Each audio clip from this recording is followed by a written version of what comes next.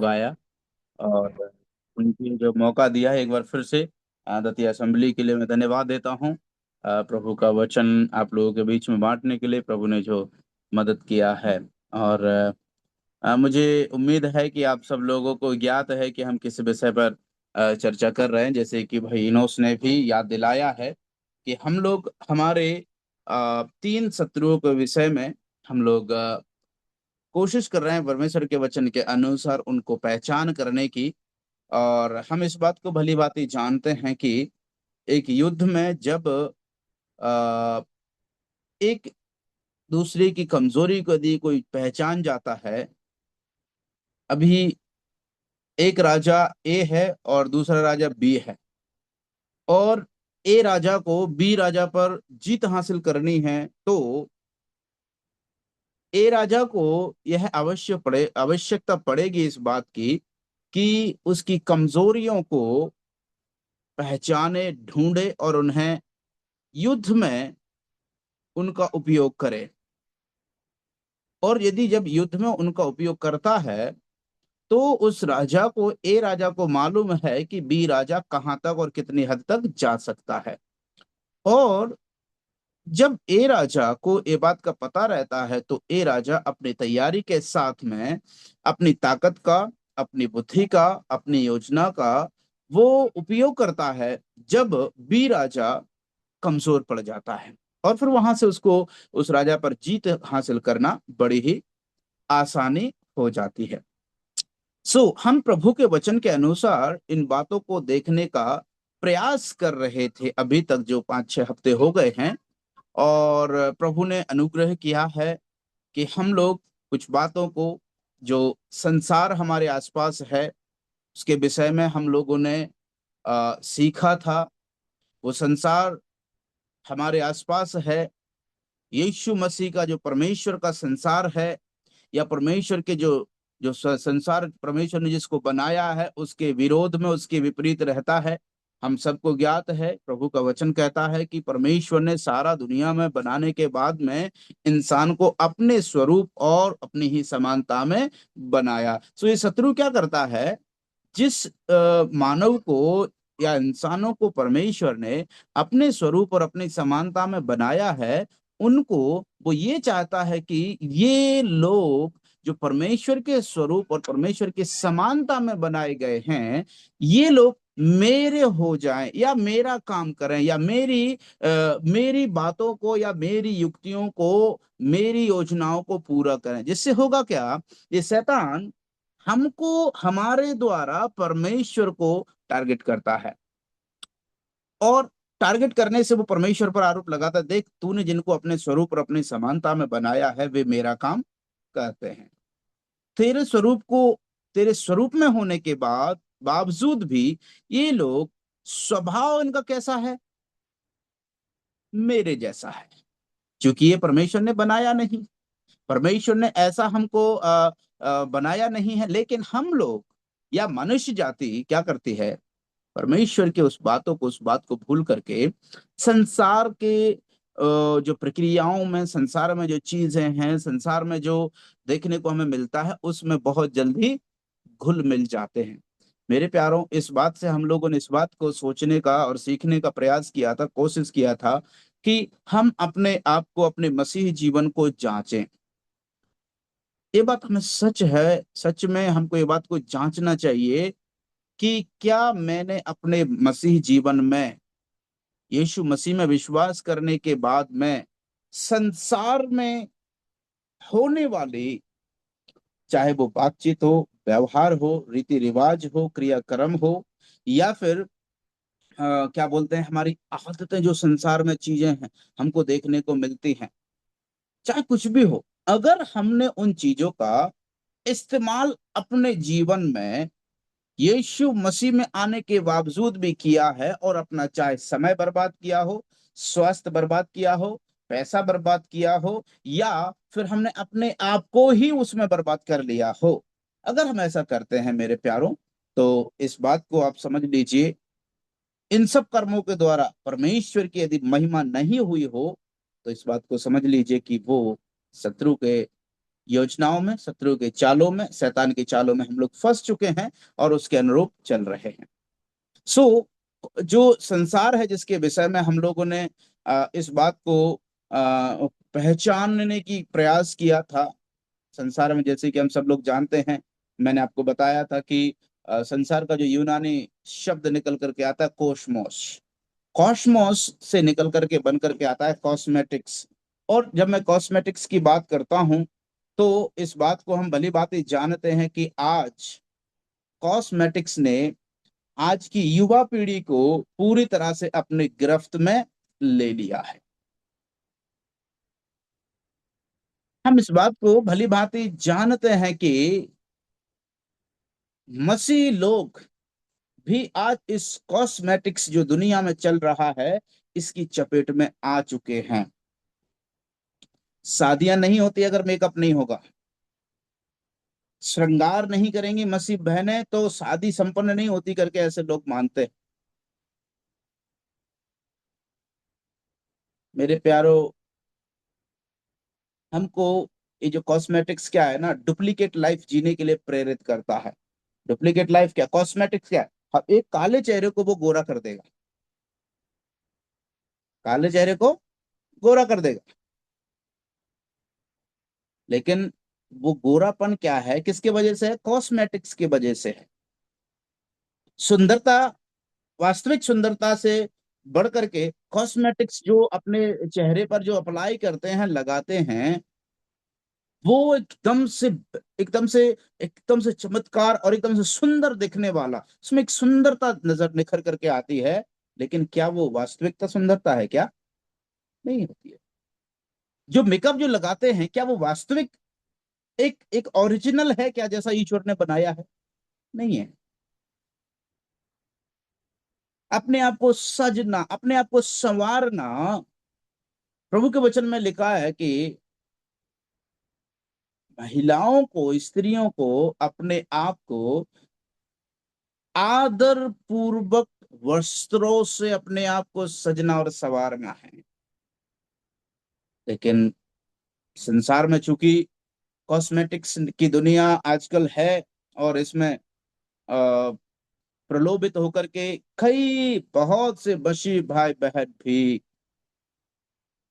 इसके कारण बहुत बड़ी परेशानी का सबब बनते जा रहे हैं। केवल इतना नहीं, केवल वो अपने आप को ही नहीं, दूसरों को भी एक प्रेरणा का कारण बनते हैं। इसलिए आज हमारे जीवन में संसार ने अपनी जगह ले ली है। हम कैसे बचेंगे? संसार आज हमारे घरों में, हमारे व्यवहारों में, हमारे, जैसे हमने पिछली बार देखा था, संसार हमारे व्यक्तिगत लाइफ में भी चुनौती देता है, पारिवारिक जीवन में चुनौती देता है, कलीसियाई जीवन में चुनौती देता है, सामाजिक जीवन में चुनौती देता है, सेवकाई में चुनौती देता है, परमेश्वर की विरोध में, परमेश्वर के जो संसार है उसके विरोध में हर समय वो इसके विरोध में रहता है। इसलिए मेरे प्यारों भाइयों और बहनों, हमें ये बात को जानना हमारे लिए उतना ही जरूरी है जितना हमें इस संसार पर जीत हासिल करना। हम संसार में तो रहते हैं लेकिन संसार के नहीं हैं। यदि हम यूहन्ना रचित सुसमाचार उसका 15 अध्याय और उसकी 19वीं आयत पढ़ेंगे तो वहां पर इसके विषय में लिखा हुआ है। हम एक बार उस आयत को पढ़ लेते हैं। यूहन्ना 15 का 19। और यदि यदि तुम संसार संसार के के होते होते तो पढ़िए। यदि तुम संसार के होते तो संसार अपनों से प्रीति रखता, परंतु इस कारण कि तुम संसार के नहीं, वरन मैंने तुम्हें संसार में से चुन लिया है, इसीलिए संसार तुमसे बैर रखता है। देखिए, इसलिए मेरे प्यारो, हम 20वीं आयत पढ़िए। एक अलंकार है वहां पर इस्तेमाल किया गया है 20वीं को। जो बातें मैंने हाँ। तुमसे कही थी, दास अपने स्वामी से बड़ा नहीं होता, उसको याद रखो। यदि उन्होंने मुझे सताया है तो तुम्हें भी सताएंगे, यदि उन्होंने मेरी बात नहीं मानी तो तुम्हारी भी नहीं मानेंगे, है ना। मेरे प्यारो, हम यहाँ पर प्रभु यीशु मसीह के द्वारा अपने चेलों को, अपने शिष्यों को इस बात को समझाते हुए कि तुम संसार के नहीं हो, संसार में के नहीं हो। अगर संसार में के होते तो संसार तुमसे प्यार करता, तुम्हारी सुनता, तुम्हारी बातों को मानता, लेकिन आज इसलिए नहीं मानता है क्योंकि हमें संसार में तो हैं लेकिन हम संसार के नहीं। परमेश्वर ने हमें संसार में से चुना है, चुन लिया है। हम विशेष हैं परमेश्वर के लिए, इसलिए हम अपने जीवन के द्वारा उस परमेश्वर की महिमा को करना है। यदि हम ऐसा नहीं कर पाते हैं तो मेरे प्यारो, जो हमारा सबसे पहला श्रृंखला में सबसे पहला शत्रु जो हमारे चारों तरफ हमारे आसपास है, हम उसके शिकार हो चुके हैं। एक डुप्लीकेट लाइफ को हम कभी ना जिए। प्रभु ने बड़ी नफरत करी सदूकी फरीसियों से। प्रभु ने पता है कपटियों को, है ना, डुप्लीकेट लाइफ को यदि हम बाइबल की भाषा में कहें तो कपटी, हिपोक्राइट्स, प्रभु ने उनको लिए क्या फटकार लगाई थी मालूम है? उन्होंने यहूदी सदूकी फरीसियों को ये बोला, हे कपटी सदूकी फरीसियों, पुती हुई कब्रें, उसने बोला है, मालूम है? संसार मतलब कॉस्मेटिक्स को लेकर के चलो आप, ठीक है?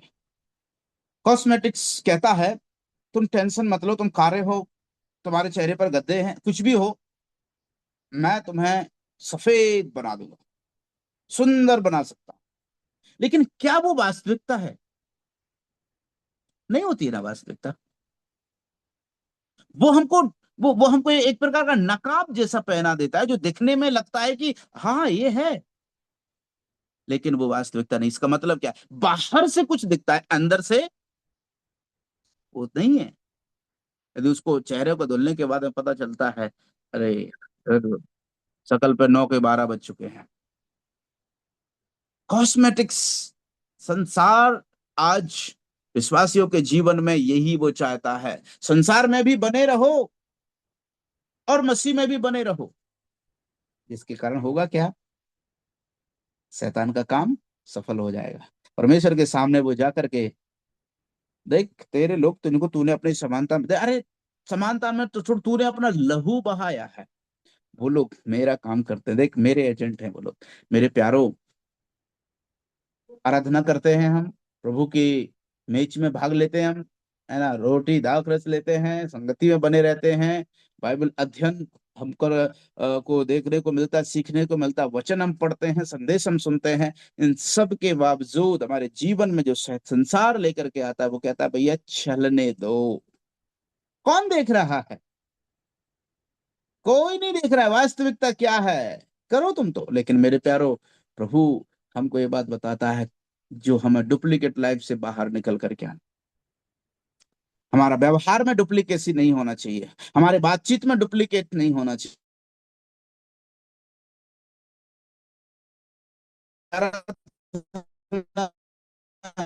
इसलिए जरूरी है कि उसके भजन करने वाले आत्मा और सच्चाई से उसकी आराधना करें। परमेश्वर आत्मा है, हम उससे छुप नहीं सकते, मैं और आप उससे बच नहीं सकते। इसलिए मुझे और आपको ये अवश्य है कि हम अपने जीवन में उस परमेश्वर को पहचानते हुए अपने जीवन में हम परमेश्वर के लिए जीवन बिताएं, ताकि हमारे जीवन के द्वारा उस परमेश्वर के नाम की महिमा होने पाएगी। अभी दूसरा चीज हम लोग जो प्लान कर रहे थे, विचार कर रहे थे, डेविल। सबसे पहला वर्ल्ड, संसार जो हमारे आसपास है।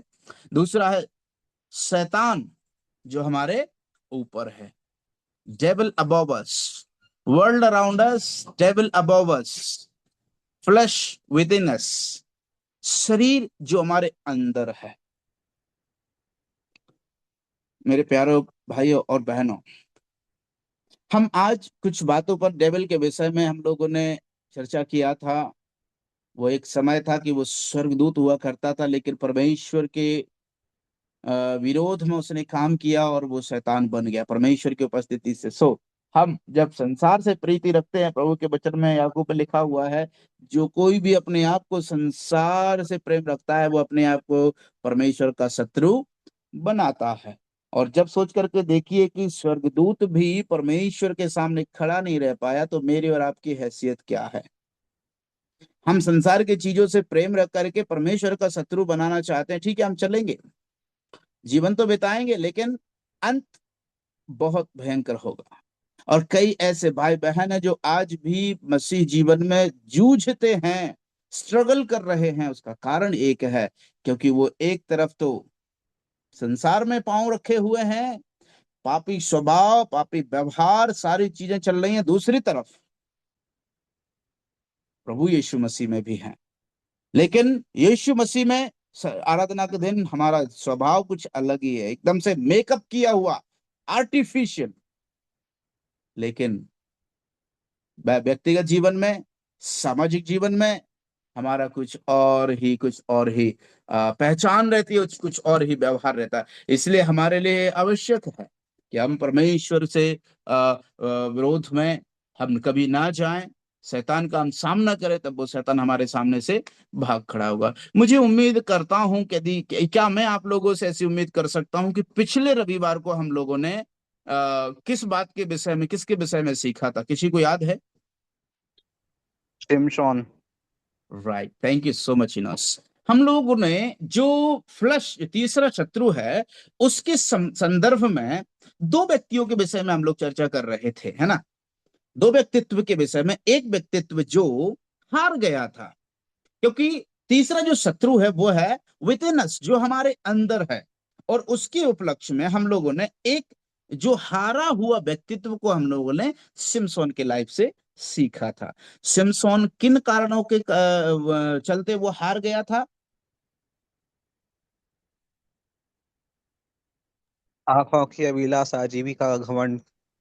यस, उसने देखा कि जो फिलिस्ती की स्त्रियां हैं वो सुंदर हैं, और वो सुंदरता में फिलिस्ती के लोगों के साथ में उनके साथ रिश्ते बनाए, है ना, क्या बोलते हैं, रिश्तेदारी बनाई, उनकी वहां उनकी बेटियों को अपने घर में लेकर के आया और उनके साथ में जीवन यापन किया। कारण ये था, ऐसा नहीं था कि उनकी छावनी में लड़कियां ना हो, ऐसा नहीं था कि उसे यहूदी लोगों में भी, क्या बोलते हैं, इसराइल के लोग जो वहां पर बंधुआ थे, वो इतने लोग गए हुए थे कि उनके बीच में भी उसको मिल जाते। लेकिन फिर भी उसने यह सोचा था कि मैं परमेश्वर का नाजिर तो हूं, मैं परमेश्वर को चुना हुआ तो हूं ही, वो तो ठीक है। फलिस्ती जो देश, जो जो परमेश्वर के विरोध में हमेशा मैं परमेश्वर को ललकारता था, परमेश्वर का विरोधी था, परमेश्वर के लोगों का विरोधी था, वो ऐसा सोचता था कि चलो इन लोगों से हमारा रिश्ता हो जाएगा तो हो सकता है कि ये लोग प्रभु में आ जाए। मेरे प्यारे भाइयों बहनों, आज भी ऐसे कितने लोग हैं, आज भी इतने कितने भाई और बहन हैं, युवा हैं, जो इस बात का शिकार हो चुके हैं। बड़े दुख के साथ कहना पड़ता है कि कितने भाई लोग हैं जो ऐसी सोचते हैं, बहन विश्वास में नहीं है, ठीक है, हमें और हम उनको चाहते हैं या प्रेम हो गया है, मसीह में आने के बाद में वो भी मसीह बन जाएंगे। परमेश्वर की व्यवस्था का उल्लंघन करना हमारे लिए भारी पड़ सकता है। हम अपने आंखों की अभिलाषा, हमने देखा वो सुंदर है, हो सकता है उसके पास अच्छी एजुकेशन हो सकती है, परिवार बैकग्राउंड अच्छा हो सकता है, लेकिन मेरे प्यारों, जो मुख्य बात देखी जाती है वो परमेश्वर में है या नहीं है, विश्वास में है या नहीं है। बाद में विश्वास में आए या ना आए वो बात की बात है, वो तुम नहीं जान सकते, मैं नहीं जान सकता, या मैं उसको विश्वास में ला नहीं सकता। ठीक है, हाँ, वो शादी करने के लिए हाँ भी कर देते हैं कई लोग, लेकिन उनके लाइफ में मेरे प्यारों, पहली बात ही हम जानते हैं कि अविश्वासियों के साथ में रिश्ते करने के कारण कितनों ने अपने जीवन को बर्बाद कर दिया और बलिदान कर दिया। हम में से कितने लोग हैं जो बर्बादी की ओर जाना चाहते हैं? हम चाहते हैं संसार से बने रहें, जुड़े रहें, और हम भलाई को देखें। कैसे होगा मेरे प्यारों? परेशानियां तो आएंगी ना।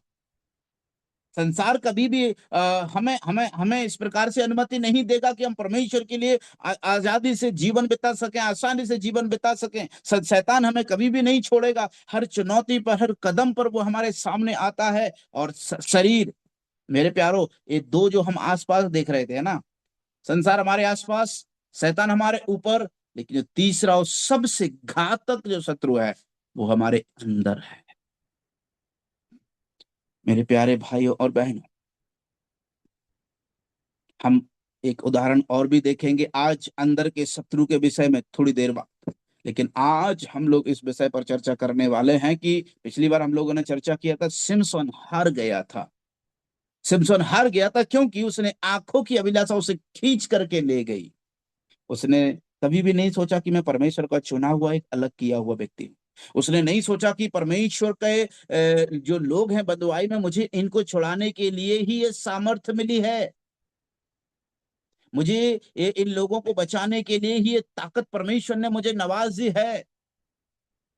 तो क्या किया, शरीर की अभिलाषा उसे खींच करके ले गई भैया। ओ बहुत सुंदर, उसके पिताजी ने उसको रोका भी था, मालूम है आपको, वचन में यदि आप लोगों ने पढ़ा होगा। मानो हुआ उसका पिताजी था समसोन का, वो कहता भैया अरे तुझे क्या अपने कुटुंब में नहीं मिल रही कोई, अपनी छावनी में भी बहुत है, तू क्यों। लेकिन वो अपनी माता पिता की भी बात को नहीं मानता है। मेरे प्यारों, परमेश्वर ने जो हमें दान और वरदान और योग्यताएं दी हैं, वो इसलिए नहीं दी है कि हम परमेश्वर की बात का उल्लंघन करें या उसका दुरुपयोग करें। शमशोन ने क्या किया था, उस बात का दुरुपयोग किया था। इज़राइल के लोग भी उसकी छावनी में उससे डरते थे, भैया उससे मत बोलना, वो तो बहुत खराब है, बहुत ताकतवर है, वो एक गधे की हड्डी से ही हजारों लोगों को मार सकता है, शेर को भी उसका जबड़ा फाड़ सकता है। हम्म मेरे प्यारे भाइयों और बहनों, मेरे और आपके जीवन में जो परमेश्वर हमें जो वरदान देते हैं, जो योग्यता और क्षमताएं देते हैं, हमें उसको दूसरों को नुकसान पहुंचाने के लिए इस्तेमाल नहीं करना चाहिए, या अपनी खुद की क्या बोलते हैं अभिलाषाओं को पूरा करने के लिए इस्तेमाल नहीं करना चाहिए। मेरे प्यारे भाइयों बहनों, शिमशोन ने उसको पूरा किया, क्या हुआ, फिलिस्तीनियों ने उसकी आंखों को ही निकाल लिया। ये ऐसा नहीं था कि सिमसोन ने इतना भयंकर पाप के कारण उसकी ये सजा थी, वरन एक तरफ से देखा जाए तो ये परमेश्वर की ओर से सिमसोन के लिए एक दंड था। आपको मालूम है, आप 13 अध्याय ये न्यायों की पुस्तक 13, 14, 15, 16 तक पढ़ेंगे ना, आपको पता चलेगा एक समय ऐसा था कि फिलिस्तीन के लोग जब उसका पीछा कर रहे थे और गेट लोगों ने बंद कर दिया था, बड़े बड़े द्वार होते हैं, हम सब जानते हैं शहर बना के ना, शिमशोन ने जब जैसे ही ताकत लगाई ना, उसने उसे वो ताकत किस लिए मिली थी, इसराइलियों को बचाने के लिए मिली थी, लेकिन ये गलत काम कर रहा था वहां पर फिलिस्तीनियों के बीच में। उनके वहां से क्या बोलते हैं कुछ सामान भी मंदिर में से उठा करके ले जाता था, और जब जैसे ही वो पकड़ा गया था, जब घेर लिया गया था, तो उस पूरे गेट को ही उखाड़ करके मीलों तक ले करके चला गया। ये ताकत उसके अंदर कहाँ से आई थी, परमेश्वर ने उसे दिया। लेकिन परमेश्वर ने उसे दिया था, वचन में लिखा है कि वो इसराइलियों को फलिस्तियों की गुलामी से छुड़ाने में वही हाथ लगाएगा। लेकिन उसने अपने लिए अपने आप अपनी ताकत पर उसने घमंड रखा, अंसा आंखों की अभिलाषा, जीविका का घमंड उसके अंदर था। अरे मेरे अंदर तो ये योग्यता है, मेरे सामने क्या ये डेकोन लग रहा है, क्या ये यहाँ के राजा, क्या ये यहाँ के लोग लग रहे हैं, किसी पर उसने ध्यान नहीं दिया। लेकिन वो अपने अंदर अंदर से वो क्या हो रहा था, उसके अंदर जो युद्ध चला उसमें वो हार गया, प्रलोभन के कारण बह गया, आंखें छीन ली गई उसकी। उसकी जो ताकत का रहस्य था, सिर के बाल मुड़वाना, मालूम है उसको किसको बताया, परमेश्वर के चुने हुए वो लड़की नहीं थी दलीला, प्रभु के वचन में लिखा हुआ है वो बहुत गलत काम करने वाली एक व्यभिचारिणी के रूप में थी। लेकिन शिमशोन ने जब उसको, उसके कपट को, उसके छल को ना पहचानते हुए अपनी सच्चाई को उसके सामने प्रकट कर दिया, उसने उसके बालों को ही काट डाला, उसकी ताकत खत्म, शिमशोन हार गया था। मेरे प्यारों, प्रभु यीशु मसीह हमें हराना नहीं चाहते। पहला कुरिन्थियों उसका 15 अध्याय उसकी 57वीं आयत में क्या लिखा है कि परमेश्वर पिता का धन्यवाद हो कि वो हमें यीशु मसीह के द्वारा जयवंत करता है। मेरे और आपके अंदर शिमशोन से भी बड़ा परमेश्वर, शिमशोन से भी बड़ा काम करने वाला है परमेश्वर का पुत्र स्वयं यीशु मसीह मेरे और आपके अंदर सर्वदा के लिए वो आया है। हाँ, हम अपने आप को उसके लिए सौंप दें, समर्पित कर दें, और जब हम ऐसा करेंगे, मेरे और आपके जीवन में परमेश्वर की महिमा, परमेश्वर की सामर्थ प्रकट होगी। हम संसार की और शरीर की और शैतान की अभिलाषाओं को, शैतान की चालों को पूरा ना करते हुए परमेश्वर की चालों को पूरा करेंगे, परमेश्वर की बातों पर हम लोग चलेंगे। प्रभु ऐसा करने के लिए हमारी सहायता करें। आज हम लोग जो है चर्चा करने वाले एक दूसरे व्यक्तित्व के विषय में, जो जीत हासिल किया है। दो पहलुओं में एक पहलू हम लोगों ने देखा था जो हार गया था, आज दूसरा पहलू हम लोग देखने वाले हैं, जो जीत गया है। आइए मेरे साथ में आप लोग निकालिए उत्पत्ति की पुस्तक, उसका 39 अध्याय, जेनेसिस 39। उत्पत्ति की पुस्तक उसका 39 का, और हम लोग पढ़ेंगे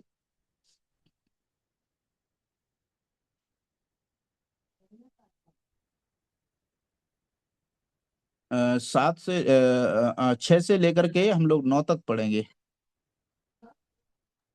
तो उसने अपना सब कुछ यूसुफ के हाथ में यहाँ तक कि छोड़ दिया कि अपने खाने की रोटी को छोड़ वह अपनी संपत्ति का हाल कुछ ना जानता था। और यूसुफ सुंदर और रूपवान था। इन बातों के पश्चात ऐसा हुआ कि उसके स्वामी की पत्नी ने यूसुफ की ओर आंख लगाई और कहा, मेरे सासू। पर उसने अस्वीकार करते हुए अपने स्वामी की पत्नी से कहा, सुन, जो कुछ इस घर में है मेरे हाथ में है, उसे मेरा स्वामी कुछ नहीं जानता। और उसने अपना सब कुछ मेरे हाथ में सौंप दिया है। इस घर में मुझसे बड़ा कोई नहीं। और उसने तुझे छोड़, जो उसकी पत्नी है, मुझसे कुछ नहीं रख छोड़ा। सो भला मैं ऐसी बड़ी दुष्टता करके परमेश्वर का अपराधी क्यों कर बनूं। धन्यवाद भाई इनोस। मैं उम्मीद करता हूं कि आप सब लोगों ने इस वचन को, आप जहां कहीं में बैठे हैं, पढ़ा होगा। हम यहाँ पर इस घटना को भली भांति परिचित, अगर यदि आप लोग अच्छे बाइबल पढ़ने वाले होंगे डेली, तो आपको ये घटना याद होगी। यूसुफ के जीवन में हम सब लोग जानते हैं कितनी कठिनाइयों से भरते हुए उसका जीवन गुजरा है, और बड़ी बड़ी चुनौतियों का उसने सामना किया। मृत्यु को भी उसने बहुत नजदीक से देखा है। उसके भाइयों के द्वारा नफरत उसको मिली है, और उसके बाद में फिर उसको तो वो लोग गड्ढे में मार देना चाहते थे, लेकिन फिर भी उन्होंने जैसे तैसे, एक भाई ने उन पर दया करने का प्रयास से उसको बोला कि भैया इसको नहीं मारो, बेच दो। मिद्यानी लोग उसको बेच देते हैं, मिस्र में पहुंचता है। मिस्र में कितने समय तक वो गुलामी में रहा, है ना। गुलाम बनने के बाद में फिर वो उसके साथ परमेश्वर था, जिस गुलाम के जिसने उसको खरीदा था, मालिक जब उसको उसके संग भलाई हुई तो फिरौन से उसके परिचय हुए। फिरौन को मालूम चला तो फिरौन ने उसको अपने घर का अधिकारी बनाया। फिरौन का घर में भी बहुत बढ़ती हुई, उसको भी बहुत आशीष मिली उसके द्वारा। अभी ये फिरौन के घर में है। फिरौन हम सब लोग जानते हैं कि वो मिस्र का राजा है। और ये व्यक्ति क्या कर रहा है कि पोतीपर पोतीपर नामक एक जो मिस्री था, जो फिरौन का हाकिम और अंगरक्षकों का जो प्रधान था, वो व्यक्ति उसके घर का जब उसको अधिकारी बनाया था, उसके घर में जो कुछ भी था, सिर्फ वो और उसकी पत्नी यूसुफ से बड़े थे। बाकी उसके घर में धन संपत्ति, अनाज, भेड़ बकरियां, गधे, दास, दासियां, है ना, और जो कुछ भी उसका था, सबके ऊपर यूसुफ का अधिकार था। कहने का मतलब ये कहा जाए कि उस पोतीपर के घर में ये यूसुफ है, वो दूसरा मालिक था। वो मुख्य मालिक तो, यद्यपि वो वचन में लिखा हुआ है कि वो पोती पर क्या है, खाने तक का चिंता नहीं करता था। उसे मालूम था यूसुफ है। और ऐसे घर में जिसके पास सारी स्वतंत्रता हो, वो कितना किसको दे रहा है, कितना ले रहा है, मालिक को कोई चिंता नहीं थी। क्यों? क्योंकि उसने तो सब कुछ यूसुफ के हाथों में सौंप दिया था, और उसके पास पूरी स्वतंत्रता थी, उसका उपयोग करे या दुरुपयोग करे। मेरे प्यारे भाइयों बहनों, मैं जब इस बात को चर्चा कर रहा था, शरीर की अभिलाषा आजकल के, मैं सोचता हूं कि यूसुफ की जगह अगर आजकल के कोई भी व्यक्ति क्यों ना होता, अगर ऐसी सिचुएशन उसके सामने आती, तो मैं समझता हूं कि वो उसका बहिष्कार नहीं करते, वरन उसको स्वीकार कर लेते। यूसुफ का जो बहुत ही उस सारी संपत्ति को, वो उसका स्वामी कुछ भी नहीं जानता था। यूसुफ बहुत ही सुंदर और रूपवान था। उसके चलते, उसके अंदर इतना रूपवान होने के बावजूद भी घमंड वाली बात को हम बिल्कुल भी नहीं पढ़ते उसके लाइफ में। इतना कुछ मेरे कारण, ये जो पोथी पर है, ये मेरा स्वामी, इसको इतनी भलाई और इतनी बड़ाई और इतनी आशीष इसको मिल रही है, उसके अंदर रित्ते भर का भी घमंड नहीं था। तब उसके लाइफ में इतनी बड़ी चुनौती आती है। और चुनौती मैं क्या कहूं, उसके लिए तो मतलब ये समझ लो कि उसको थाली परस के मिल रही, मतलब थाली थाली परोस दी है, यूसुफ को खाना है, जस्ट एंजॉय ही तो करना है। पोतीफर की वाइफ ने क्या किया, उस पर आंख लगाई, अरे ये तो बहुत सुंदर है, और और वो खुद जाती है यूसुफ के पास। किस लिए? व्यभिचार करने के लिए।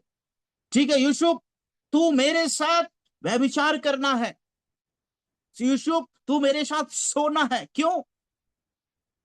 मेरे प्यारे भाइयों बहनों, हम यहां से यूसुफ के जीवन से पहली बात जो सीखते हैं, हम शरीर में जब इस हमारे अंदर जो शत्रु रहता है उसका सामना, कभी कभी हमारे सामने ही वो चीज आ जाती है स्वयं तैयार होकर के। कई जो नशा करने वाले लोग होते हैं ना, वो लोगों के सामने, हमने छोड़ दिया है, ठीक है कोई बात नहीं, लेकिन जैसे ही वो चीज सामने आती है मना नहीं कर पाते हैं। मेरे प्यारो, मेरे और आपके लाइफ में जो चुनौती सामने से आती है, प्रलोभन सामने से खुद आ जाते हैं। शरीर की अभिलाषाओं को दूर करने के लिए इस यूसुफ के पास पूरी छूट थी और स्वतंत्रता थी, लेकिन मालूम है उसके जीवन में क्या था? वो क्या कहता है, उसका जवाब मुझे बहुत अच्छा लगा। उसने ऐसा नहीं बोला, उसने कभी भी इस बात के बारे में नहीं कहा कि भैया मैं अब मेरे जो मेरा मेरा जो मालिक है उसके विरोध में मैं गलती करूं। कैसा का क्या कहा उसने? हम्म वचन में यदि आप लोगों ने पढ़ा होगा, 9वीं आयत में लिखा हुआ है, वो अपने मालिक की बड़ाई करता हुए कहता है कि इस घर में मुझसे बड़ा कोई नहीं है, सिर्फ पोतीफर और उसकी वाइफ, उससे बड़ा और कोई नहीं है। और मुझसे कुछ नहीं रख छोड़ा, मुझसे बड़ा कोई नहीं, और तुझे छोड़ जो उसकी पत्नी है, मुझसे कुछ भी नहीं रख छोड़ा।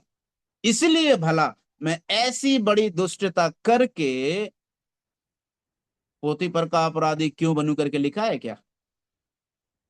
नहीं लिखा है। यहाँ पर लिखा हुआ है, परमेश्वर का अपराधी क्यों बनूं। मेरे प्यारे भाइयों और बहनों, इस प्रकार से जो शरीर की अभिलाषाओं को पूरा करने का प्रयास जो भी व्यक्ति इस दुनिया में कर रहे हैं, मसीह भाई बहन, शरीर की अभिलाषा, जो शरीर के अंदर जो तीसरा शत्रु का जो गुण है वो शरीर के हमारे अंदर रहता है, और हम हर समय हमको ये प्रयास, हर समय हमको प्रलोभित करता रहता है, हर समय हमको विवश करता रहता है, चलो कोई बात नहीं यार, देख लो, चलो कोई बात नहीं यार, कर लो, कौन देख रहा है। पोतीफर के सामने ठीक ऐसा ही था। उसकी पत्नी राशि होकर के उसके सामने आती है, भैया तुम्हें तो हमारे साथ में व्यभिचार करना पड़ेगा। मेरे प्यारे भाई और बहनों, यूसुफ भागता है, यूसुफ उसका सामना करता है। अगर वो, मैं ऐसा सोच रहा था, अगर यूसुफ ऐसा कहता, मैं अपने स्वामी के विरोध में इतनी बड़ी गलती कैसे कर सकता हूं, अगर वो अपने स्वामी के विषय में सोचता ना, तो शायद वो गलती कर बैठता, क्योंकि मनुष्य में उद्धार करने की शक्ति नहीं है। यिर्मयाह की पुस्तक में लिखा हुआ है, श्रापित है वो व्यक्ति जो मनुष्य पर भरोसा रखता है। मेरे प्यारे भाइयों बहनों, यूसुफ यहाँ पर इस्तेमाल करता है अपनी उस अभिलाषाओं को दूर करने के लिए, उससे बचने के लिए यूसुफ इस्तेमाल करता है परमेश्वर का और परमेश्वर के वचन का। हाँ मेरे प्यारे भाइयों बहनों, मसीह में प्यारे भाइयों बहनों, हमको ये बात को समझना बहुत जरूरी है। मेरे और आपके लाइफ में जब भी जो भी जैसे भी प्रलोभन आते हैं, मुझे और आपको उसका सामना करना है परमेश्वर के वचन के साथ। मैं ऐसा अपराध परमेश्वर के विरोध में कैसे कर सकता हूं? मेरे लाइफ में परमेश्वर ने मुझे इतनी आशीष दी है, मुझे इतने वरदान दिए, मुझे मेरे अंदर ये गुणवत्ता दी है परमेश्वर ने, मैं कैसे कैसे उस परमेश्वर के विरोध में ये बड़ी दुष्टता कर सकता हूं? मेरे प्यारे भाइयों बहनों, हम में से कितने लोगों के पास ऐसा करेज है? ये तीसरा शत्रु जो हमारे अंदर है बहुत खतरनाक है, हमारे सामने सीधा आकर के खड़ा होगा पोतीफर की वाइफ के समान और कहेगा भैया तू कर। लेकिन मेरे प्यारो, हमारे अंदर हमें इस बात का एहसास होना चाहिए कि ये शत्रु हमारे लाइफ में, हमारे जीवन को वो अटैक कर रहा है, आक्रमण कर रहा है, नीति वचन के पुस्तक में लिखा हुआ है, आपको भली बात ऐसी स्त्री के विषय में, एक व्यभिचारिणी स्त्री के मुंह से मानो शहद टपकता हो। लेकिन वो वचन में लिखा हुआ है कि वो जो भी व्यक्ति उसके पास जाता है, वो मानो दिन दोपहरी में उसके हृदय में भाला खोद दिया जाता है, या फिर वो मानो मृत्यु की ढलान पर जाता है। क्योंकि वैश्या और जो व्यभिचार करने वाली जो स्त्रियां हैं, प्रभु के वचन में लिखा, नीति वचन में, कि वो उसका घर मृत्यु की ढलान पर है, विनाश की ढलान पर है। हम भी विनाश हो जाएं क्या? एक्चुअली हम लोग क्या है, शरीर की अभिलाषाओं को कई बार व्यभिचार के नजरिए से देखते हैं। लेकिन ये जरूरी नहीं है कि व्यभिचार करने के द्वारा ही हम उस परमेश्वर के शत्रु का शिकार हो जाते हैं। हम अपनी पसंद को देखेंगे ना। हमें नाटक पसंद है भैया, परमेश्वर का वचन चल रहा है, चलने दो। परमेश्वर का वचन आज नहीं पढ़ा, कोई बात नहीं, हमें नाटक पसंद है। हमें वहां पर पार्टी में जाना पसंद है, इधर मीटिंग चल रही है, कोई बात नहीं, चलने दो। हमें वो प्रोग्राम अटेंड करना है, हमें वो पार्टी में अटेंड करना है, हमें वो शादी विवाह में जाना है। मेरे प्यारे भाइयों बहनों, हम अपनी लाइफ को कहां तक अनुशासित कर रहे हैं? मेरे घर में तो ये काम डला हुआ है, मैं उसको पहले करूंगा।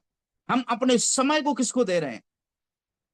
हमारी पसंद क्या है आज? परमेश्वर के वचन को अध्ययन करना हमारी पहली पसंद है, या फिर दुनियादारी की चीजों के, दुनिया की जो व्यक्ति हैं, दुनिया की चीजें हैं, दुनिया में चल रहे एडवर्टाइजमेंट है, विज्ञापन है, सारी चीजें, क्या वो हमारी पसंद है?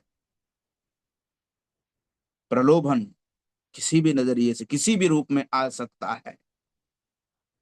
हमें उसका सामना डट करके सामना करना है, परमेश्वर के वचन के द्वारा। परमेश्वर का भय मानते हुए हमें उसका सामना करना है। यूसुफ का करेज को देखिए, यहाँ पर वो कहता है, मैं परमेश्वर के विरोध में ऐसी दुष्टता कैसे करूं? आजकल के यूथ तो इस बात का, मुझे नहीं लगता है कि शायद वो इस शब्द का इस्तेमाल करते होंगे उनके लाइफ में। कितने लोग हैं जिन्होंने अपने जीवन को बर्बाद कर लिया है? क्या कारण है? शरीर की अभिलाषाओं में, प्रलोभन में फंस करके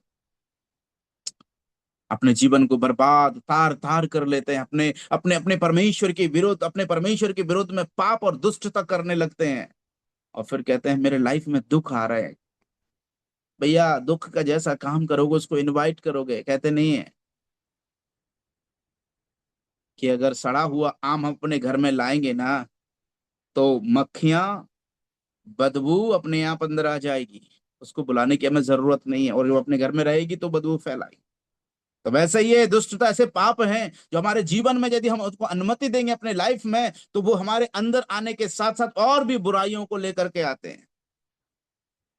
हम लोग जो प्रभु के वचन में पढ़ते हैं ना, मत्ती लिखे सुसमाचार में, जो जो दुष्ट आत्मा के विषय में, एक दुष्ट आत्मा जब निकलती है, जाती है उस एक एक घर में से, है ना, घूमती इधर उधर भटकती फिरती है, और जब उसे कहीं जगह नहीं मिलती तो वो लौट करके वापस आती है उसी घर में, और जब उस घर को वो झाड़ा फूका साफ साफ सुथरा पाती है, उस घर में दोबारा आकर के बैठ जाती। लेकिन फिर वो वचन में लिखा है, वो अकेली नहीं आती, अपने साथ और बुरी आत्माओं को लेकर के आती, और बुराइयों को। मेरे प्यारे भाइयों बहनों, यूसुफ अगर इस बुराई में सहभागी हो जाता, मालूम है आपको, आगे इस अध्याय को आप पढ़ेंगे ना, यूसुफ को कितनी बड़ी कीमत चुकानी पड़ी मालूम है। यूसुफ को आसानी से, अगर वो इस व्यभिचार को उसके साथ संगी हो जाता, सहभागी हो जाता, तो मालूम है उसको जेल में नहीं जाना पड़ता। वचन में यदि हम आगे को पढ़ेंगे, वचन 12 में लिखा हुआ है, देखिए कितनी जबरदस्ती के साथ, वचन 11 और 12 पढ़ेंगे, 39 का। एक दिन क्या हुआ कि यूसुफ अपना कामकाज करने के लिए घर में गया, और घर के सेवकों में से कोई भी घर के अंदर ना था। तब उस स्त्री ने उसका वस्त्र पकड़कर कहा, मेरे साथ सो। वह अपना वस्त्र उसके हाथ में छोड़कर भागा और बाहर निकल गया। या देखकर कि वह अपना वस्त्र मेरे हाथ में छोड़कर बाहर भाग गया है, उस स्त्री ने अपने घर के सेवकों को बुलाकर कहा, देखो, वह एक इब्री मनुष्य मनुष्य को हमारा तिरस्कार करने के लिए हमारे पास लेकर के आया हुआ है, तो मेरे साथ सोने के मतलब से मेरे पास अंदर आया था, और मैं ऊंचे स्वर से चिल्ला उठा। देखिए कितना झूठा और कितना अब घिनौना अपराध यूसुफ के ऊपर लगा रही है स्त्री। यूसुफ के सामने अभी तो सिर्फ बातचीत हो रही थी, वचन 7 8 9 में हमने पढ़ा था। अभी तो वो स्त्री उसके पास अगर उसका कपड़ा भी पकड़ करके बोलती नहीं, तुझे तो मेरे संग व्यभिचार करना ही पड़ेगा, यूसुफ क्या कहता है? भाग। प्रभु के वचन में लिखा है तीमुथियुस में, हे जवान, इस जवानी की, अपनी जवानी की अभिलाषाओं से भाग, और परमेश्वर का वचन, परमेश्वर के जो है मेल का, है ना, पीछा कर।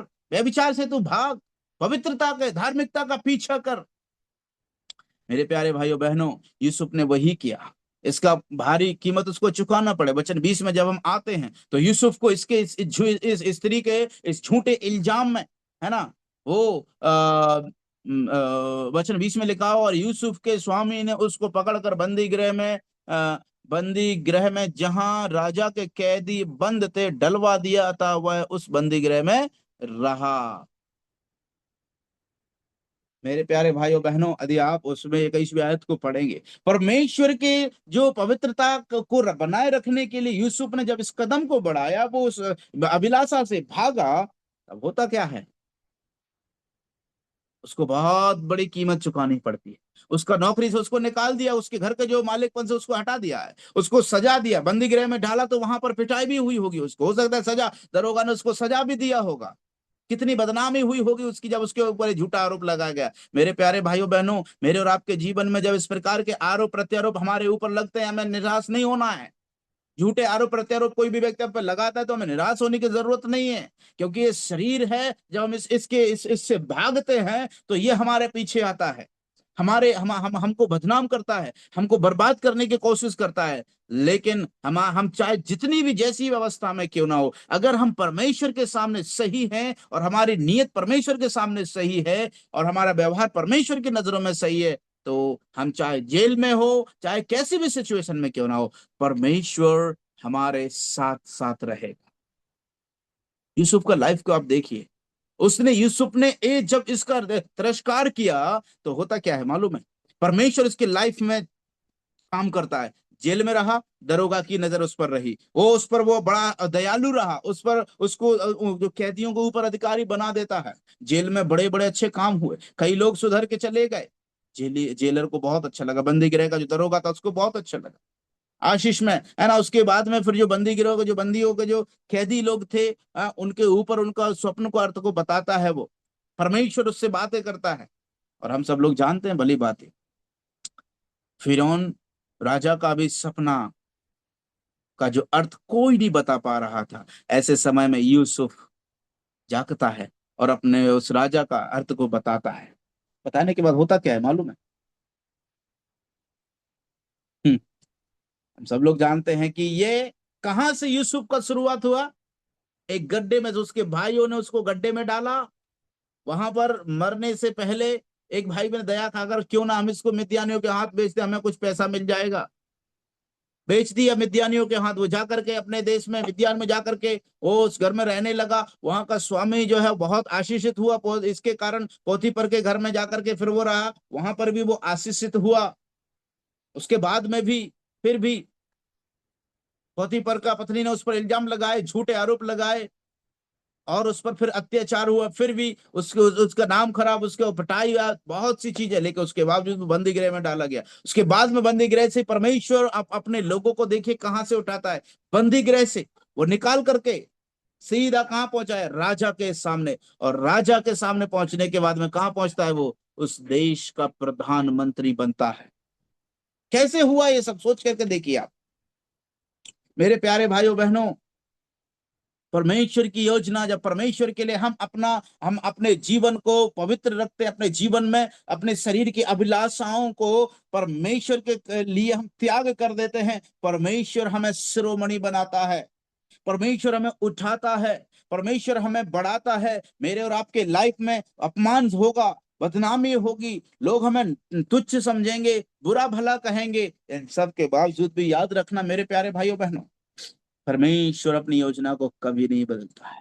हमें मनुष्यों की नजरों में सही होने की जरूरत नहीं है, मनुष्यों की नजरों में हमें सफाई देने की जरूरत नहीं है। हमें जरूरत है परमेश्वर की नजरों में सही होने की, हमें जरूरत है परमेश्वर की नजरों में पवित्र होने की। और यूसुफ ने वही किया। यूसुफ सिमसोन के समान हारा नहीं। यूसुफ के साथ वो सारी स्वतंत्रता थी, रूपवान था, सुंदरता, सब कुछ था, लेकिन उसने समझौता नहीं किया। अपनी पवित्रता के साथ समझौता नहीं करता है यूसुफ, और परिणाम क्या निकलता है? आप यदि आएंगे तो प्रभु के वचन में लिखा है कि हम वचन को पढ़ेंगे, 41 अध्याय में आ जाएंगे, उत्पत्ति की पुस्तक, और उसका 43वीं आयत को पढ़िए।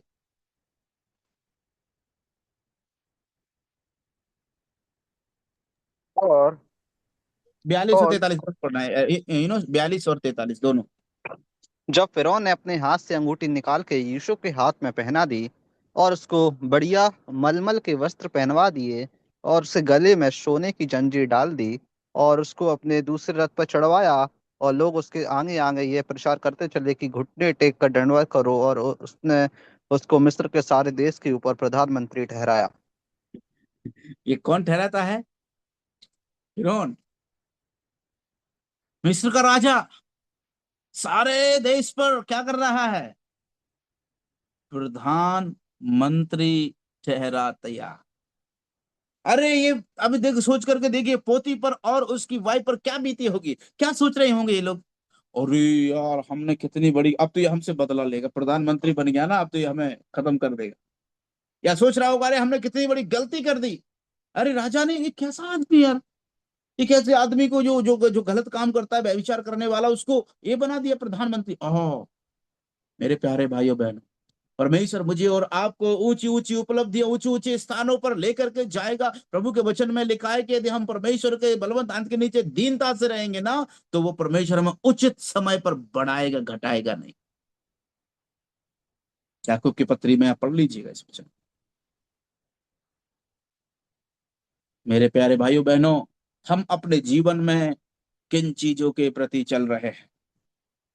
नहम्याह की पुस्तक यदि हम पढ़ेंगे, प्रभु ने चाहा तो अगले बार हम लोग नहम्याह की पुस्तक से अंदर की समस्याओं का सामना, आज हमने शरीर की, जो व्यक्तिगत रूप से हमारे सामने ये शत्रु प्रहार करता है, आज हमने पिछले संडे को देखा था जो हारा गया था। दूसरी बार आज हम लोगों ने इस संडे को देखा एक ऐसा व्यक्तित्व जो जीत गया शरीर की अभिलाषा, शरीर की अभिलाषा को दूर करते हुए, परमेश्वर को सामने सन्मुख रखते हुए वो जीत को हासिल किया और ऊंचे पर पहुंचा दिया उस परमेश्वर ने। आप इसी प्रकार से पढ़ते जाइए। यूसुफ का प्रधानमंत्री, यूसुफ का गड्ढे में गिरना, मिद्यानी के हाथों बिछना, पोतीपर के हाथ में बदनाम होना, पोतीपर के घर में बदनाम होना, और फिर जाकर के दरोगा जेल बंदी गृह में भी, वहां पर भी उसको ऊंचा स्थान मिला, और वहां से बाहर निकल करके राजा के सामने, राजा के बाद में सीधा प्रधानमंत्री। मेरे प्यारे भाइयों बहनों, परमेश्वर अपने लोगों को देखिए कहां से कहां तक उठाता है। जो व्यक्तिगत रूप से परमेश्वर के लिए समर्पित होते हैं, परमेश्वर के लिए डेडिकेटेड होते हैं, परमेश्वर के लिए अलग अलग रख, अपने आप को अलग रखते हैं। नहीं, मेरा हाथ प्रभु तेरा है, मेरी नजर प्रभु तेरी है, मेरे शब्द प्रभु तेरे हैं, मेरे विचार प्रभु तेरे हैं। मेरे पांव जो हम दौड़ करके बुरे काम करने के लिए दौड़ते हैं ना, कह दीजिए प्रभु एक पांव तेरे हैं, इनको भलाई पर लेकर के जा। ये हाथ जो बुराई करने के लिए उठते हैं, बुरा लिखने के लिए उठते हैं, प्रभु ये हाथ तेरे, इनको बुरा लिखने के लिए मत मत दे। ये आंखें बुरा देखती हैं, कह दीजिए प्रभु से, ये आंखें प्रभु तेरी हैं, इन नजरों में पवित्रता दे प्रभु। ये विचार, मन, दिमाग, ये प्रभु तेरा है, इसमें प्रभु तेरे वचन मनन करने के लिए मुझे शक्ति दे। ये शब्द जीव हमारी ना, याकूब की पत्री कहता है बहुत खतरनाक चीज है ये। हम इसको परमेश्वर के लिए इस्तेमाल कर रहे हैं। हम इस जीव के द्वारा कितने गलत काम करते हैं मालूम है आपको? यद्यपि जीव को हम यदि वचन में पढ़ते हैं, जीव जीवन को बर्बाद आग लगा सकती है। माचिस की तीली से भी खतरनाक है एक जीव, और इस जीव के द्वारा कितने परिवारों को आपने नष्ट और मैंने नष्ट कर दिया है। जांचना जरूरी है। हम अपने शरीर को इस प्रकार से नियंत्रण नहीं कर पा रहे, हम अपने शरीर के अंगों को नियंत्रण नहीं कर पा रहे, हम बहक रहे हैं, हम बह रहे हैं, और बहने से नाश की ओर बढ़ रहे हैं। यूसुफ के समान हम भी बच सकते हैं। कैसे? प्रभु के वचन के द्वारा। मैं ऐसा काम प्रभु तेरे विरोध में कैसे कर सकता हूं? हम बुराई करने, हम चुगली करने, हम दूसरे को नीचा दिखाने के लिए, बदनाम करने के लिए, अपमानित करने के लिए, है ना, क्या बोलते हैं, गलत साबित करने के लिए क्या कुछ नहीं करते इस जीभ का इस्तेमाल करके, बुरा लिखने के द्वारा। हम भली भांति जानते हैं, मैं भली भांति एक व्यक्ति को जानता हूं जिसने एक व्यक्ति के जीवन को बर्बाद करने के लिए लिखित में सब कुछ कर दिया, बर्बाद कर पाया नहीं। परमेश्वर जिसके साथ है, प्रभु के वचन में लिखा है, परमेश्वर का जो भय मानता है। पोतीफर की वाइफ ने तो पूरा ताकत लगा लिया था, सेवकों को बुलाया, ये मेरे संग ऐसा गलत गलत करने वाला था, लेकिन परमेश्वर जिसके साथ है, पोतीफर ने उसको सजा भी दिलवाया, केस किया, केस करने के बाद उसे जेल में पहुंचवा दिया। जिसके संग परमेश्वर है ना, उससे कुछ नहीं हो सकता, कोई कुछ नहीं करता। समय उसका जवाब देता है, परमेश्वर उसका जवाब देता है। मेरे प्यारे भाइयों बहनों, परमेश्वर मेरे और आपके लिए खड़ा रहने वाला प्रभु है। मेरी और आपके हर सिचुएशन में प्रभु वो खड़ा। व्यक्तिगत रूप से हम परमेश्वर के लिए अपने आप को सौंप दें, अपने विचार, अपने व्यवहार, अपनी नजरें, हमारा शब्द, हमारा हाथ, कर्म, पांव, है ना, जो भी हम करते हैं, जो भी हम सोचते हैं, जो भी हम देखते हैं, वो सब प्रभु तेरे लिए मैं पवित्र हूँ। ये हृदय तेरा है प्रभु, तेरे लिए मैं इसको पवित्र सौंपता हूँ। मेरे जीवन से ऐसी कोई दुष्टता ना हो। कितनी के ये पिछली बार कब था जब आपने ऐसी प्रार्थना परमेश्वर से किया था कि हे प्रभु मुझे सब प्रकार की दुष्टता से बचाए रख। आपने नहीं किया होगा, मुझे मालूम। हमारी हर दिन की यही प्रार्थना होना चाहिए, प्रभु मुझे हर प्रकार की, सब प्रकार की बुराई से, दुष्टता से बचाए रख। मेरे हाथ प्रभु तेरी सेवा के लिए होने पाए, मदद के लिए होने पाए प्रभु। मेरे शब्द प्रभु दूसरे की भलाई और सच्चाई बोलने के लिए होने पाए प्रभु। मेरी नजरें अच्छा देखने के लिए इस्तेमाल होने पाए, मेरी आंख, मेरे दिमाग प्रभु तेरे वचन मनन करने के लिए इस्तेमाल होने पाए, मेरे पांव प्रभु जी दौड़ने पाए दूसरों को बुराई करने के लिए नहीं, भलाई करने के लिए। ऐसी प्रार्थना करना अपने जीवन में शुरुआत कर दीजिए। पवित्रता आपके जीवन में, परमेश्वर की ओर से परमेश्वर का भय मानते जीवन बिताने के प्रयास कर लीजिए। आपको बता दूं, ये तीसरा शत्रु से आप जीत ही हासिल करेंगे, हारेंगे नहीं। सिमसोन के समान नहीं बनना, यूसुफ के समान बनना। यूसुफ जीता, सिमसोन हारा। प्रभु हमें इन वचनों के द्वारा उत्साहित करें, आशीष देवे कि हमारे जीवन में हमें हारने वाले नहीं, हमें जीतने वाले बनना है। हमें जीतने वाले बनने के लिए प्रभु हमारी मदद करें। मुझे अवसर दे इसलिए धन्यवाद देता हूँ, जुड़े हर एक भाई बहन के लिए धन्यवाद देता हूँ। सबको प्रभु आशीष दे। पहले ये वचन मेरे लिए लागू होता है और मैंने बड़ी आशीष पाई है। मुझे उम्मीद है कि ये वचन आपके लिए भी आशीष का कारण रहा हो। प्रभु आप सबको बहुत आशीष दे। धन्यवाद। सबको जय मसीह की।